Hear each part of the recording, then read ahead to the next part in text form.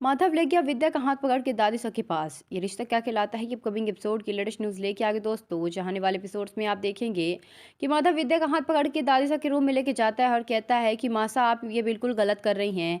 ये सुन के दादी सर कहती हैं कि देखो माधव, हमारे फैसले के बीच तुम मत आओ, हम जो कह रहे हैं बिल्कुल सही कह रहे हैं। रोहित हम वापस लौट के आएगा, ये हमारा यकीन है, इसलिए हम रोहित को यहाँ से नहीं जाने दे सकते। तुम ये बताओ, जब रोहित वापस लौट के आएगा और देखेगा कि उसकी पत्नी नहीं है तो फिर हम क्या जवाब देंगे उसे। हम चाहते हैं कि जब हमारा पोता लौट के आए तो उसे अपनी फैमिली जैसे वो छोड़ के गया था वैसे ही मिले। रूही चली जाएगी तो फिर ऐसा कैसे पॉसिबल होगा। ये बात सुन के माधव कहता है कि ये बात आप भी जानती हैं मासा, भले आप इस बात को एक्सेप्ट नहीं कर रही हैं, रोहित वापस नहीं आएगा।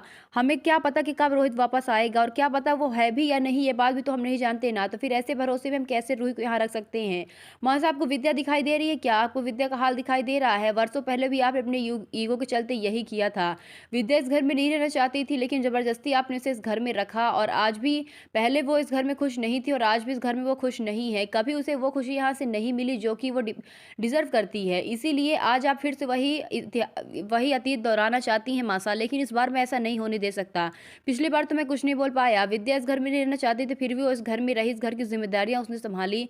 भले उसे यहाँ अच्छा नहीं लगता था, कभी उसने अपनी खुशियों के बारे में नहीं सोचा, आपने उसकी खुशियों का गला घोंट दिया, और आज आप वही रूही के साथ करने जा रही हैं।